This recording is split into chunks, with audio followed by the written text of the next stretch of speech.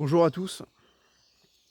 Euh, pour cette vidéo du jour, j'ai envie de discuter un peu, de vous faire part de mon point de vue sur voilà, quelles sont mes craintes, le stress que je peux avoir en étant investisseur Go Mining. Écoutez, donc pareil, j'ai rien préparé, donc ça va être un peu en vrac, mais écoutez, je vais vous donner mon ressenti. C'est une vidéo qui va durer hein, sûrement un petit peu. Voilà, donc en tout cas, n'hésitez pas à réagir. Et voilà. Donc, pour commencer, quand on investit sur Go Mining, déjà, les premières craintes qu'on pourrait avoir, c'est la plateforme. La première chose à laquelle on pense, c'est ok, on a acheté des mineurs, on les améliore, on a mis de l'argent dessus. Si demain, la société fait faillite, on a l'air d'un con. On a beau être propriétaire de nos mineurs, les avoir en propre, nos mineurs n'ont de la valeur que parce que Go Mining existe et reconnaît une valeur dans les mineurs que nous possédons. Donc sur cette première peur, je ne l'ai pas du tout. Pourquoi? Parce que si vous avez déjà passé le pas et que vous êtes investisseur Go Mining, vous savez qu'en fait toutes les semaines, sur vos gains, sont prélevés et des frais d'électricité et des frais de service. Et donc, en fait, si demain ils ont des difficultés financières, déjà un modèle très simple pour eux, c'est d'augmenter en fait la part de frais de service. Ça diminuerait le ROI de tous les joueurs, mais vous voyez, en tout cas, ils ont largement du levier parce qu'on on a des très gros ROI, hein, supérieurs à 30%. Je veux dire, si demain il y avait une conjoncture difficile, que nos ROI passent à 20 ou même 15%, enfin, je veux dire, ça reste déjà incroyable hein, comme rente. Donc voilà. Donc déjà, il y a ce côté-là. Ils ont tout un tas d'options. Pareil sur les frais d'élec qu'ils nous mettent. Ils répercutent en direct, eux, leurs frais d'électricité. Nous, on n'a aucun contrôle là-dessus. Ils se prennent peut-être une marge, on n'en sait rien. Mais ce que je veux dire par là, c'est que même si demain les cours d'élec augmentent, bah, les conséquences pour l'entreprise, normalement, aucune. C'est répercuté, les frais sont répercutés sur les joueurs. Je suis désolé. Donc, de ce point de vue-là, voilà, quand on voit la part qu'ils prennent, on a bien conscience que, bah voilà quoi, qu'ici ils s'oublient pas. Ils s'oublient pas. Et puis vu qu'on est dans un monde un peu gamifié, il y a encore tout un tas de leviers qu'ils n'ont pas activés, mais qu'on imagine hein, clairement. Demain, ils peuvent s'amuser à sortir des petites collections de mineurs qui n'ont absolument rien d'incroyable, mais avec des mineurs avec des caractéristiques esthétiques particulières. Là, ils en ont sorti pour des 5000 TH, mais là c'est beaucoup trop, c'est pour des gros investisseurs. Mais on pourrait imaginer pour des tout petits TH où ils les vendent beaucoup plus cher, un petit peu comme dans le jeu vidéo où on vous vend des skins qui n'ont aucun impact sur le jeu, mais que les joueurs aiment à collectionner, aiment spéculer sur le marché secondaire, sur ces attributs-là. Et donc demain ils peuvent mettre en vente tout un tas de petits mineurs extrêmement chers qu'une partie des joueurs paieront, et tout ça, ça leur coûte rien. Et vous voyez, il y a toute une économie un peu similaire à une économie des free-to-play qui est possible de mettre en place et qui mettront peut-être en place au fur et à mesure. Voilà, il y a la magie qui vont renforcer, qui vont développer, mais pareil, la magie qui touche à la rentabilité des joueurs, ils vont gagner, ils peuvent gagner aussi pas mal d'argent là-dessus. Donc, en gros, ils ont énormément de leviers qui me fait dire que je suis pas inquiet pour eux, puisque de base, de toute façon, le minage de Bitcoin est une activité intéressante. Et donc là, en plus, avec tout le côté jeux vidéo qui rajoute, etc., ils ont beaucoup de moyens financiers grâce à tous ces nouveaux investisseurs qui viennent, donc nous-mêmes sur la plateforme, et ils ont plein d'options. Donc vraiment, la santé économique de GoMining, pour le moment, ce sera peut-être amené à changer, hein, si évidemment, dès que le contexte change, tout peut changer. Mais là, pour le moment, bah, c'est vraiment pas une inquiétude. Une autre inquiétude qu'on pourrait avoir, c'est la sécurité. Voilà. C'est-à-dire que, outre Go Mining ou tout ça, en fait, bah, nos mineurs, si on se fait voler nos mineurs, on a l'air con. Bon, bah là, encore une fois, le fait qu'on puisse les avoir, les posséder sur notre clé Ledger qui est quand même quelque chose d'ultra sécurisé, bah pareil, on dort bien, hein, on a les mineurs sur la clé Ledger. Voilà, même de base, de toute façon, sur le portefeuille virtuel, on a activé les doubles authentifications, les machins, les trucs. Déjà, ça met une certaine sécurité. Mais là, en plus, clé Ledger, bon, on est tranquille, quoi. Hein, c'est pas quelque chose qu'on peut, comme ça, nous choper. Donc voilà. Donc sur les aspects, moi je dirais en tant que tel, Go Mining et les mineurs, j'ai vraiment aucune inquiétude. Moi, mes sources de stress que j'avais plutôt, c'est plutôt ce qu'on appelle le FOMO, la peur de rater, Fear of Missing Out, je crois. Mais voilà, donc moi je vais vous donner l'exemple de qu'est-ce qui me fait peur et qu'est-ce qui me fait encore peur aujourd'hui. Il y a... Vous allez voir ma vie d'anxieux. On va renommer cette vidéo un anxieux sur Go Mining. Ouais, moi, la chose qui m'inquiétait, par exemple, c'était de ne pas avoir une greedy machine 28 watts. Je vais vous expliquer un petit peu pourquoi tout ça et c'est quoi mes autres peurs là que j'essaye de rusher le plus vite possible, d'atteindre mes objectifs. C'est qu'en gros, quand vous regardez la catégorie greedy machine, il y en a 5000. Voilà, donc c'est un type une collection de mineurs. Il n'y en a que 5000. Si vous connaissez pas du tout la greedy machine, c'est qu'en gros il y a une partie des votes. Voilà, je me lance dans une explication. J'ai pas trop envie, je vais faire simple. Mais en gros, ils ont une partie des récompenses qui leur est attribuée toutes les semaines. Et ce qui fait que c'est des machines qui, contrairement à toutes les autres, augmentent naturellement avec le temps. Actuellement, elles augmentent de... Je crois que c'est, avec le nombre de votes actuels, c'est à peu près 0,05% par semaine. Voilà. Donc c'est pas énorme, mais ça fait quand même plus de 2,6 par an, etc., etc. Et en fait, ce qui est intéressant avec la Greedy Machine, c'est que c'est le TH qui augmente. Donc plus votre machine est haute, plus elle augmente. Voilà. Et donc évidemment, quand vous avez une très grosse machine, ça commence les 2,6% deviennent intéressants. Et voilà. Et donc, pourquoi cette machine donc voilà, donc vu qu'il n'y a que 5000 unités, moi je considère, hein, voilà, je suis raisonnement basique. On est des centaines de milliers pour le moment, je sais pas combien on est, je sais plus si on est peut-être 200, 300 000, je sais plus exactement, j'ai pas bossé les chiffres, mais bon, vous pouvez y accéder facilement, c'est sur les pages. Mais en gros, on est quelques centaines de milliers de joueurs sur Go Mining, et donc il n'y a que 5000 greedy machines. Donc déjà, je considère que avoir une greedy machine, c'est pas anodin. Tous les joueurs n'en ont pas une, et tous les joueurs ne pourront pas en avoir une. Il y a un côté rareté. Et alors, il y a quelque chose qui est encore plus rare, c'est que les greedy machines, comme tous les autres mineurs, ces mineurs classiques, à partir du moment où on a diminué son efficacité énergétique, elle est diminuée ad vitam aeternam. Une fois que, je veux dire, un mineur est passé en 25 watts, il ne peut plus jamais repasser au-dessus. Et on peut que diminuer. Voilà. Et donc le point où je veux en venir, c'est que moi, je voulais une greedy machine 28 watts. Et donc évidemment, là, ça diminue encore sur les 5000 machines. Des 28 watts et plus, il n'y en a pas énormément. Donc c'était un investissement, fallait mettre un peu plus d'argent. La plus-value que j'ai faite en vendant d'autres mineurs, je me la suis fait prendre sur un crédit machine. Mais pourquoi c'était important pour moi d'avoir une 28 watts? C'est parce que 28 watts, c'est la valeur, c'est là où les TH coûtent le moins cher qui est possible d'améliorer. C'est-à-dire que par exemple, si votre mineur est à 29 watts, vous n'aurez pas le droit d'améliorer sa puissance. Le jeu vous dira, passez d'abord à 28 watts pour améliorer sa puissance. Voilà. Et en gros, si vous voulez le plan parfait d'une greedy machine, c'est quoi? Le plan parfait d'une greedy machine, c'est on l'emmène à 5000 TH. Donc 5000 TH, c'est la saturation. On peut emmener aucun mineur au-delà de ça.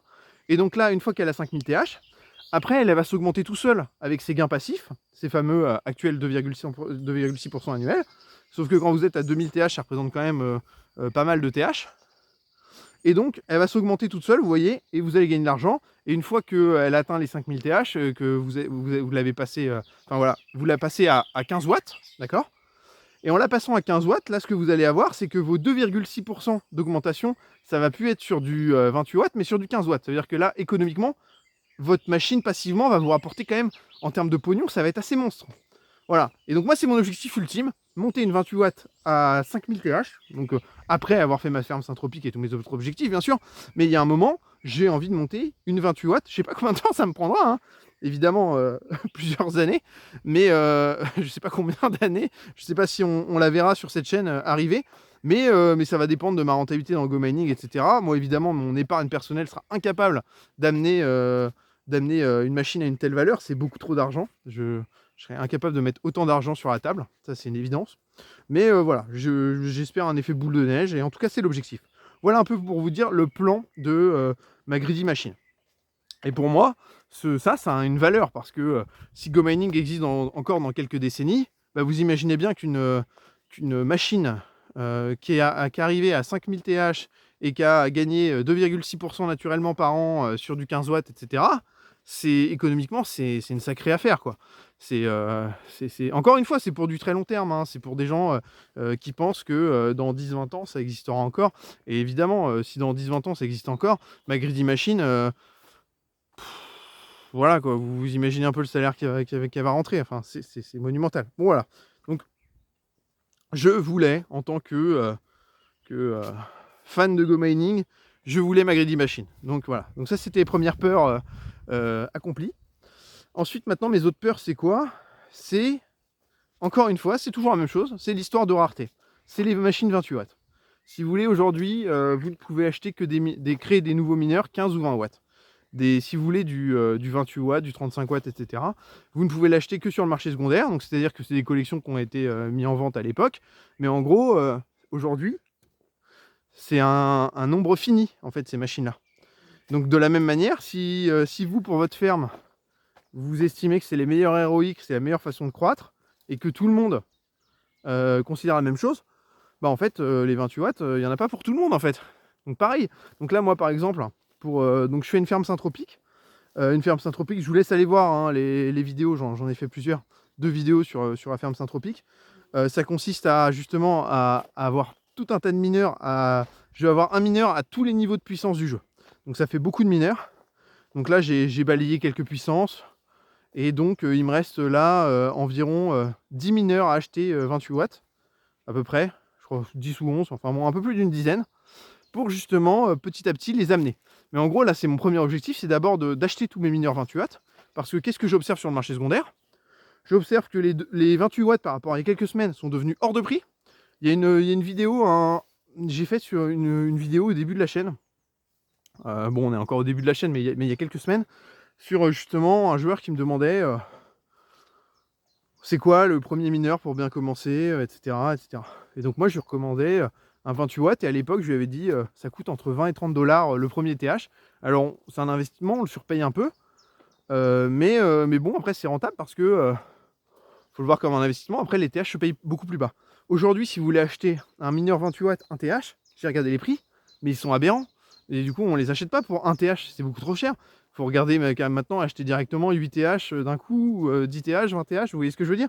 Enfin, en gros, c'est les prix se sont envolés. Donc là, franchement, en réalité, moi, je comprenais pas pourquoi les 28 watts étaient aussi accessibles. Pour moi, les 28 watts, c'est des pépites.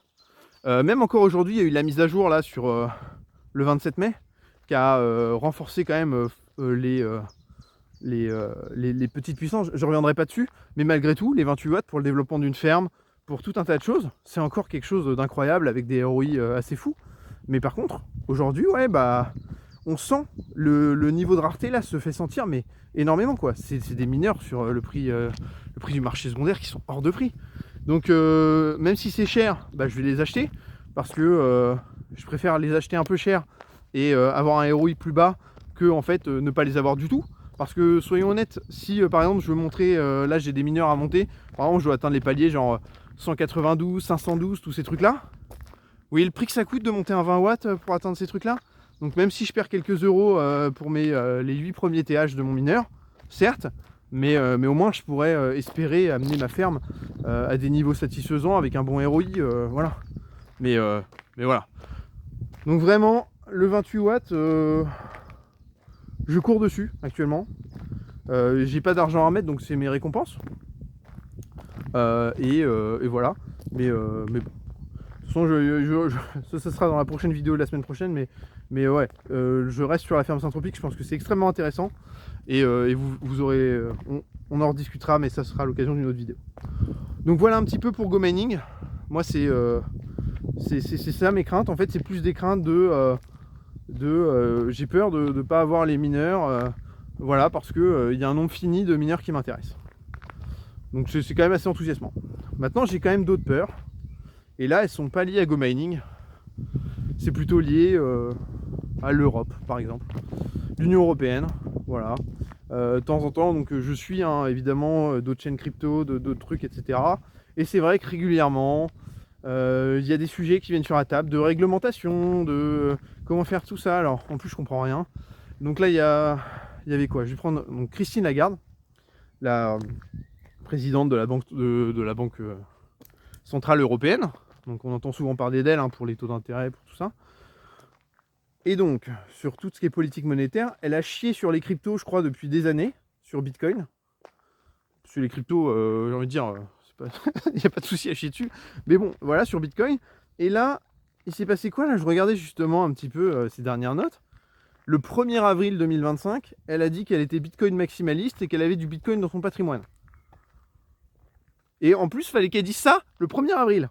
Alors moi, j'arrive, je me dis, bon, bah c'était une connerie, quoi. Elle a voulu troll la communauté Bitcoin, etc. Bon, j'ai essayé de regarder. J'ai trouvé 0 trait d'humour. Alors, est-ce que c'est de l'humour cynique caché? J'en sais rien. Est-ce que vraiment elle trouve Bitcoin, elle a changé d'avis sur Bitcoin? J'en sais absolument rien. C'est voilà. Donc officiellement, il paraît que si. Il paraît que elle a vraiment du Bitcoin en patrimoine et que elle est devenue convaincue de Bitcoin. Et en fait, c'est ouais, c'est quand même assez paradoxal, hein. Parce que si aujourd'hui on échange nos euros contre du Bitcoin, c'est bien parce que on trouve que l'euro c'est de la merde et qu'on préfère avoir du Bitcoin. Parce que voilà, encore une fois, pour les histoires d'inflation, ils impriment leur monnaie en masse, etc. Il n'y a pas de. Et puis l'euro aussi, il y a aussi le côté de. C'est con, hein, mais dans un monde où on a l'impression que en gros, il y a une implication politique, une restriction des libertés individuelles, de plus en plus de contrôle. C'est con à dire, mais on voit, il y a des gens, bah ouais, quand tu as ton compte bancaire, demain, tu peux te faire geler tes comptes, en fait. Tu peux, si t'es, donc, je sais pas, évidemment, hein, c'est de la peur un peu large ou quoi, mais bon, quand même, tu peux te faire geler tes comptes, il y en a qui le subissent. Sur des personnalités publiques un peu à polémique. Et c'est vrai que de manière assez injustifiée, je trouve, c'est assez hallucinant de voir une telle implication. Ou même hein, des partis politiques, hein, vous êtes suspecté de fraude demain, de quoi que ce soit, et on l'a vu, hein, ça peut être des agendas. Quand vous avez vos comptes gelés, enfin vous faites moins les malins, quoi. C'est sûr que demain, si c'est sur Bitcoin, vous avez vos Bitcoins sur votre clé Ledger et compagnie, il y a qui va vous geler quoi. Il n'y a pas d'histoire en fait. Vous n'avez pas le stress de vous dire je suis je suis un bon petit toutou et j'ai peur, quoi. Voilà. Avec les cryptos, vous reprenez le pouvoir, quoi. Avec votre Bitcoin, il ne subit pas d'inflation, il passe pas par le système monétaire, on peut pas le geler, on peut pas, vous voyez, il y a un côté, donc ça fait du bien. Mais c'est vrai que eux, évidemment, ils perdent le contrôle là-dessus. Donc c'est normal qu'ils soient un peu des ennemis. Et clairement parce qu'on chie sur leur monnaie en achetant du Bitcoin. C'est pour ça quand Christine Lagarde dit qu'elle achète du Bitcoin, moi ça me fait rire en fait. C'est elle-même, elle admet que l'euro c'est un peu de la merde, quoi. Donc et c'est pour ça que Trump a fait autant du bien à vouloir mettre les États-Unis au cœur du Bitcoin, etc. À vouloir commencer à reconnaître un certain statut à Bitcoin, une certaine adoption, voilà, une réserve nationale, même s'il ne l'achète pas directement avec des dollars ou quoi, le simple fait qu'il en ait gardé, etc., il a participé à le démocratiser, etc. Et ça, c'est une super chose, d'avoir que les États puissent l'allier, justement, que on soit en gros hein, des rebelles de la résistance en ayant du Bitcoin face à, à l'Empire qui essaie de nous contrôler, quoi, hein, c'est un peu ça. Donc tant mieux si on va vers un scénario où on peut faire coexister l'Empire et la rébellion. Tant mieux. C'est tout ce que j'espère. Voilà. Donc ça, c'est pour le côté Union Européenne. Après, moi, l'autre côté qui me fait peur, je suis français, on vit en France, et on a toujours peur. La législation, les impôts, voilà, on est... beaucoup de gens qui aiment à le rappeler, mais voilà, on est dans un des pires... on est dans un des pires états d'enfer fiscal au monde. Il y a de l'impôt de partout, et c'est vrai que là, on se demande, voilà, les cryptos c'est en train d'être réglementé, on sait même pas trop, Go Mining, comment on définit ça. Alors évidemment, là pour le moment, moi j'en profite pas. Si j'en profitais, j'imagine que je serais taxé à 30% de tout ce qui rentre, avant impôt sur revenu, en mode flat tax. La flat tax, évidemment, elle va être augmentée à terme, il y avait déjà des discussions, etc. Donc c'est vrai que les perspectives de rente sont très bonnes avec Go Mining, mais on sait que si on reste en France, voilà, moi je suis en France, voilà, je suis à la campagne, je suis très bien là, j'ai prévu de faire ma vie ici, mais c'est vrai que C'est l'État français, c'est tellement un obèse qui veut tout prendre que à un moment, on se demande à quel coût, quoi. Si moi, demain, il faut pour vivre, pour faire vivre une famille de 5 personnes, etc., il faut qu'on ait, je sais pas, 4 ou 5 000 euros pour tout le foyer, et que je vis ça en rente go mining, imaginons, eh bien, ils vont me prendre au moins 50%, je pense, à terme. Donc ça veut dire qu'il faut que je vise à peu près 10 K de rente brute mensuelle. Donc ça veut dire qu'en gros, être français, vivre en France, ça coûte 5000 balles par mois pour ce privilège-là. Sachant que, bah voilà, donc on se dit, il y a le système de santé ou quoi. J'ai regardé un petit peu, une très bonne assurance santé internationale pour une famille de 5 personnes, ça vaut 20 000 euros par an. Voilà, si vous êtes par exemple, je prends l'exemple des gens qui s'expatrient de base, par exemple en Asie du Sud-Est, bah ils ont, donc voilà, donc tu as l'assurance internationale, il y a des très bons hôpitaux, il y a des machins, il y a une sécurité beaucoup plus importante qu'en France, en termes de criminalité, etc. Donc on se retrouve dans des endroits où assez paradisiaques en termes de temps, de tout ça, avec un coût de la vie qui est évidemment moins cher, une fiscalité moindre, où tu vas être imposé soit à 0%, soit à 10%, ça dépend des pays. Mais voilà, donc on est très loin des 50% d'imposition. Donc c'est vrai que moi j'envisage pas du tout ce mode de vie là, mais et j'en suis très loin d'ailleurs, hein. Moi j'ai pas de revenus particuliers, justement, je suis très loin de faire du 10 000 euros, moi j'ai juste le salaire médian français. Et mes investissements, bah, vous suivez toutes les semaines avec moi mes revenus Go Mining, et moi je les trouve déjà excellents, puisque on va voir bilan de la semaine prochaine, mais je pense que sur mes 4 premières semaines, là, j'aurais généré plus qu'un RSA, à voir avec la conversion euro-dollar, etc. Et après taxe, ce que ça donnerait. Bon, après taxe, c'est sûr que j'ai pas le RSA, mais quand même, en brut, ça commence à causer, quoi. Et on en est encore une fois qu'au tout début, j'espère faire beaucoup mieux. Et j'espère bien, dans quelques mois, exploser le RSA, un jour que ça me rapporte un SMIC, etc. etc. Vous voyez, hein, c'est toute l'idée. Mais voilà, donc moi vraiment j'ai très peur d'en France. D'ailleurs justement, hein, il y a un moment où on peut se dire un peu qu'on s'en fout de la fiscalité, qu'on machin, sauf que c'est toujours prendre le risque qu'un jour on ait un contrôle et que ça nous pourrisse la vie, qu'on se tape une amende, qu'on ait j'en sais rien, une décennie perdue parce qu'on se retrouve dans un cas de merde. En gros, ça peut vraiment vous ruiner votre vie. Donc à un moment, on peut se dire que c'est pas notre problème, que c'est pas machin, mais en fait si, c'est ton problème, c'est toi qui risques, c'est une probabilité. Évidemment que chaque année on se fait pas contrôler, on se fait pas machin, mais si jamais on a mal déclaré un truc, et on connaît rien en plus, moi j'en sais rien, même en étant de bonne volonté, c'est ça le drame d'être français. Quand vous êtes français, vous avez toujours peur de vous faire taper dessus. Vous êtes jamais étonné en fait. Tout d'un coup, on vous dit, il y a un pote qui arrive et me dit, Bertrand, le fait qu'on ait du réinvestissement hebdomadaire, machin, ça doit être un nouvel impôt. Voilà, c'est bienvenu dans la tête d'un Français. Et alors toi, t'es Français de bonne volonté, tu te dis, bah j'ai pas envie d'avoir de problème, j'ai pas envie de me foutre dans la merde, j'ai pas, voilà, j'ai pas envie de me dans une situation de fraude stressante. Donc je veux faire les choses bien, mais c'est ultra dur, on a tout le temps peur en fait. On a tout le temps peur de se faire toper, on a tout le temps peur... Enfin, c'est aberrant quoi. Il y a tout le temps un impôt, ça nous surprend jamais. Donc on me dit, ah, il y a ça. Tu te dis, non, c'est pas possible. Mais si, il y a toujours un impôt en plus. C'est assez hallucinant. Et pourtant, voilà, hein, je suis pas Bernard Arnault qui essaie de cacher de l'argent, je veux dire. Enfin, on est des salaires classe moyenne. Donc vraiment, le petit peuple a peur de l'impôt. Non mais c'est quand même dingue. C'est quand même dingue. Et donc si je fais un petit peu le... Quand même, moi, ça me fait aller sur un autre terrain qui est en France. La chaîne, elle est sur Go Mining. Mais en fait, pour moi, elle résonne un peu plus que ça. Dans le sens où, si je prends le cas de base, on a tous des projets. Envie de devenir propriétaire, différentes choses, etc. C'est très rare hein, il y a des gens, on les rencontre, ils nous disent « Ah non, moi, je m'en fous de l'argent, je veux pas d'argent. » Voilà, j'ai un pote qui me dit ça. J'ai rien à faire avec de l'argent, je m'en fous de l'argent. Ok, mais la plupart des gens, on a des besoins, que ce soit pour notre famille, propriétaire, des entreprises, un niveau de vie un peu plus élevé, ou simplement des dettes à rembourser, déjà revenir à flot. Voilà, donc tout le monde a, normalement, je pense que 95% de la population a quelque chose à faire de son argent, et si demain, on lui met quelques millions sur son compte, ça devrait modifier quelques trucs. C'est très rare les gens qui qui ont 1 million et qui en font rien, quoi. Dans ce cas-là, voilà, on a envie de dire, bah c'est sûr, hein, bosse gratuitement, mon gars. Ça sert à rien en fait qu'on te paye. De toute façon, ça va rien changer à ta vie et t'en veux pas. Donc clairement. Mais c'est vrai que le boulot, donc la source de revenus numéro 1, c'est le salaire.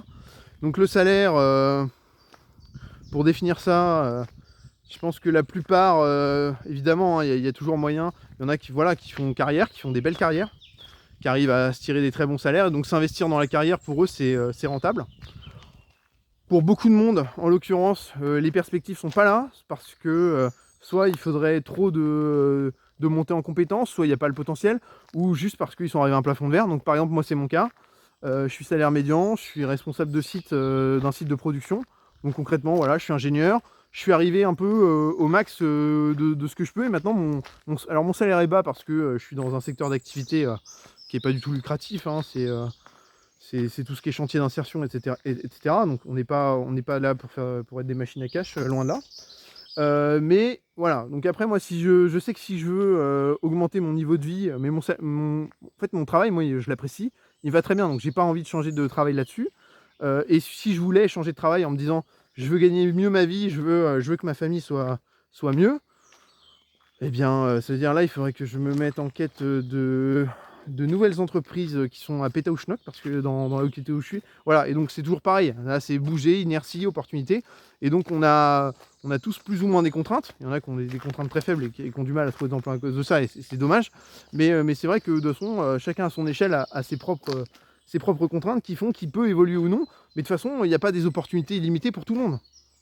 Donc ce que je veux dire par là, c'est que 90% de la population, vous allez avoir assez vite un plafond de verre dans votre salaire. Et en gros, voilà, donc vous êtes dans votre routine du boulot. Le boulot, que dire du boulot? Bah, le boulot, c'est un peu comme une relation.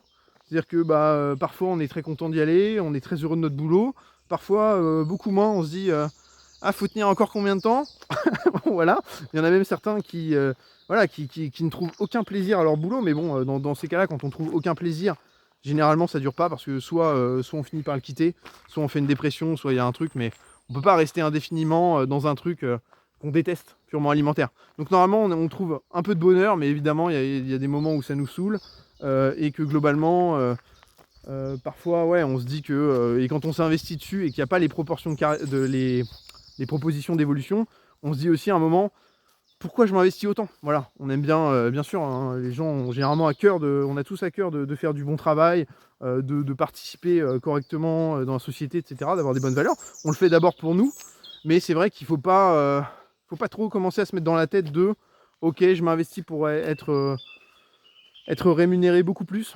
Je pense qu'on est trop déçu après, et on devient aigri. Je pense qu'il vaut mieux, il vaut mieux voir ça comme une valeur et mettre les limites entre ne pas se surmener, être efficace pour l'entreprise, enfin voilà, un espèce de juste milieu d'efficience pour tout le monde. Mais ce que je veux dire par là, du coup, c'est que le niveau de vie par salaire, oula, je peux plus passer là, je suis bloqué. Je vais vous montrer un petit peu. Tac. Ah non, j'ai un pont, parfait. Donc, le niveau de vie par salaire, ça a vite ses limites, hein, pour 90% de la population. Voilà, il y en a certains qui, tant mieux, peuvent aller à des salaires très élevés. Tant mieux pour eux. En tout cas, nous, généralement, la majorité de la population, elle est vers le salaire médian. Donc en gros, on est vers 2000 € max. Voilà. Il y a une bonne tranche en dessous, une bonne tranche au-dessus. Mais voilà, on tourne autour des 2000 €. Et si on veut augmenter nos perspectives, donc là, quels sont les choix qui s'offrent à nous? Donc généralement, quand vous avez prévu d'augmenter vos revenus, voilà, vous avez de l'ambition, vous voulez augmenter vos revenus, c'est quoi les choix qui s'offrent à vous si la carrière, c'est pas possible? Bon, bah ça part sur des projets entrepreneuriaux. Donc là, pareil, ok, faut entreprendre dans quoi, dans machin, il y a tout un tas de trucs, il y en a qui arrivent à entreprendre, et tant mieux pour eux. Moi, j'avais fait une tentative d'entreprise beaucoup trop ambitieuse, ça a foiré, bon voilà. C'est pas que ça a foiré, c'est que je pouvais pas passer encore 2 ans en R&D à m'investir dessus, à vivre avec rien par mois, avec une famille qui arrivait. C'est juste pas possible en fait. Mais voilà, mais tout ce que je dis, c'est que l'entrepreneuriat c'est très bien, mais c'est ambitieux, c'est pas pour tout le monde, et voilà, globalement, c'est quand on part de rien du tout à part là, quand là, je fais une chaîne YouTube, mais bon, je vais pas considérer ça comme un projet entrepreneurial, parce que de là, avant que cette chaîne YouTube me rapporte le moindre euro, c'est pas pour demain. Il faut un gros nombre d'abonnés, un gros nombre d'heures. Et après, la rémunération, ça va être quoi? Je vais gagner 50 balles par mois. Pour le temps consacré, je le fais pas pour ça. Cette chaîne YouTube, moi, c'est d'abord pour partager mon investissement de GoMining, pour renouer un petit peu avec un projet, un projet qui a un peu de sens pour moi, etc. Évidemment, j'aimerais bien qu'à terme, cette chaîne YouTube, ça me rapporte un peu d'argent. Mais bon, je vois bien que c'est un projet ultra long terme et que globalement, le jour où elle arrivera à me générer quelques centaines d'euros par mois, je serai le plus heureux, quoi. Et c'est pas grand chose, quoi. Voilà, évidemment, il y a peu de monde qui arrive à vivre convenablement avec des vidéos YouTube, et voilà, ça devient voilà, il y a peu de niches, c'est normal, hein. On peut pas tous gagner beaucoup d'argent avec ça. Mais voilà, pour en revenir là, donc l'entrepreneuriat, c'est quand même compliqué et c'est pas pour tout le monde. Donc là, encore une fois, on laisse une bonne partie de la population. Et enfin, arrive pour moi la dernière chose, c'est l'investissement. Donc là, l'investissement qui est un monde très large, hein. Ça va de l'immobilier, de la bourse, de GoMining, de toutes les spéculations qu'il peut y avoir, voilà, d'un peu tout. Et donc là, le monde de l'investissement, pour le coup, c'est, on va dire, un peu le puits de lumière du salarié esclave. Voilà. Pour moi, c'est le puits de lumière du salarié esclave, dans le sens où si l'entrepreneuriat est hors d'accès pour lui, si tout le reste, la carrière est hors d'accès, il lui reste ça. Il lui reste l'investissement. Donc l'investissement, voilà, c'est accessible. Donc pour l'immobilier, bah, même si on est avec des petits revenus, on peut se débrouiller avec la banque, emprunter, etc., à partir d'un taux d'endettement faible. Alors c'est des sacrifices, parce que déjà qu'on est des classes en fait qui avons peu de moyens, ça veut dire qu'il faut adopter un mode de vie minimaliste. Et il ne faut pas le subir, parce que les investissements, ça met des années avant d'en voir les fruits. Donc il ne faut pas subir sa vie, ça devient trop dur en fait, on tombe en dépression. Donc il faut apprendre à devenir un peu plus minimaliste. Voilà. Il ne faut pas oublier que les meilleurs loisirs sont gratuits. Voilà, une balade en forêt, au bord d'un lac, etc. Tout ça, c'est accessible complètement gratuitement. Et c'est sûrement en termes de bien-être, d'immersion, ça vous apportera sûrement des choses, beaucoup plus, un taux de bonheur beaucoup plus important que beaucoup d'activités payantes, en fait. Il faut bien s'imaginer que si demain il n'y a plus de lac parce que tout est bétonné et de forêt, il faut bien imaginer que pour aller faire une balade en forêt, vous serez prêt à débourser un pognon monstre pour aller montrer à vos enfants des oiseaux qui chantent, traverser un cours d'eau, etc., etc. Donc, apprenez à apprécier ce qui est gratuit. Petit 1. Et du coup, on élimine le superflu. On élimine les abonnements à la con. Aujourd'hui, c'est le monde de l'abonnement. On arrête avec les banques traditionnelles. On passe chez Boursorama, chez n'importe quel broker en ligne qui vous prend 0 €. Moi, ça fait des années que je suis sur une banque en ligne. J'ai 0 € de frais bancaires. À partir du moment où on utilise la carte une fois par mois, etc., la carte me coûte 0 € par mois. Donc, faut traquer la moindre dépense. Il faut se mettre les moyens au maximum d'épargner, d'apprendre à vivre simplement et d'apprécier tout ça. Voilà. Et donc là, une fois que... Donc ça, c'est un état d'esprit déjà. Pour pas mal de monde, ça peut être difficile. Mais voilà. Mais si vous... Déjà, je pense que c'est le premier pas à faire. Devenir minimaliste. Une fois que vous êtes minimaliste, là, vous commencez à avoir quelques centaines d'euros. Quelques milliers pour les plus gros. Les plus gros minimalistes. Voilà, il y en a qui arrivent à épargner 75% de leur salaire parce que voilà, ils ont un logement ultra rikiki, machin, etc. Bon voilà, après chacun sa situation. Mais déjà, chaque euro gagné est un euro gagné. Donc si vous avez seulement quelques dizaines d'euros, quelques centaines d'euros, bah, c'est déjà un début. Évidemment, ça ne va pas être suffisant pour faire un apport pour de l'immobilier. Pour des rendements boursiers, c'est toujours possible hein, d'investir avec des petites sommes. C'est simplement qu'en termes de morale, en termes de morale, pas du tout, en termes de... Ouais, si, en termes de plaisir, de croissance, c'est juste que ça va être long, quoi. 10% par an, c'est impressionnant sur 10, 20, 30 ans, mais ça veut dire que, voilà, quoi, vous appréciez au bout de 20, 30 ans, vous dites, ah ouais, j'ai un beau petit paquet de pognon, ça dure 20, 30 ans. Vous voyez ce que je veux dire? Et donc, si vous bouffez, si vous avez réduit surtout, en gros, que vous avez une vie de moine Shaolin, et que vous attendez 30 ans, vous voyez? Alors c'est sûr, hein, vous devenez, plus philosophe, différemment et cetera, mais c'est pas évident tous les jours et c'est normal aussi d'avoir des moments, surtout quand vous avez une famille, il y a des moments où, il y a besoin de faire des activités, de dépenser de l'argent et cetera. Il faut pas que ce soit une inquiétude et il faut pas culpabiliser non plus. Donc c'est pour ça. Donc la bourse, c'est très bien pour la retraite, mais il faut pas espérer plus et donc sachant que c'est pour la retraite, c'est pour dans très longtemps, il faut pas, se mettre trop en danger sur le présent et c'est là où Go Mining, voilà, je reviens à Go Mining, là, c'est hyper cool parce que, les rendements sont tellement hauts pour le moment que, bah, c'est pas à des échéances, 30 ans, qu'on imagine avoir une rente. C'est quand même, beaucoup plus proche. Voilà un petit peu pour tout ça. C'est vrai que je me suis beaucoup perdu en cours de route. Je vois que je suis à 35 minutes. J'hésite à repartir dans une autre direction ou à m'arrêter. Écoutez, je pense que je vais m'arrêter déjà. J'ai prévu un jour d'aller voir justement un avocat fiscaliste pour commencer à anticiper. Donc, quand ce sera le cas, je vous partagerai en vidéo à quoi s'attendre. Je sais que les cryptos sont encore en cours d'être légiférés. Il y a déjà des trucs, il y a des machins. Très compliqué d'avoir un avis, surtout que autant la vente de Bitcoin, de voir bah, on est imposé par rapport à la plus-value qu'on a fait sur notre vente, avec, je crois que c'est avec la flat tax, juste à 30%. Ça, c'est facile. Après, quand on est dans le cas de Go Mining, il y a toujours le débat de dire ok, est-ce qu'on considère que en gros c'est des rentes, que je dois être imposé dessus d'abord, ou est-ce que considère que non, c'est juste j'accumule mes bitcoins avec Go Mining sur un portefeuille, et tant que je ne vends pas mes bitcoins, ce sera la vente. Enfin bon, le casse-tête comme d'habitude, hein. Si d'ailleurs, hein, si vous êtes avocat fiscaliste, vous êtes dans le milieu ou vous êtes renseigné, n'hésitez pas à partager voilà, ce que vous savez de la fiscalité de Go Mining en France. N'hésitez pas à en parler en commentaire. Et puis voilà. Écoutez, bonne journée à tous et à bientôt. N'hésitez pas ouais, à commenter, donner votre avis et puis à bientôt.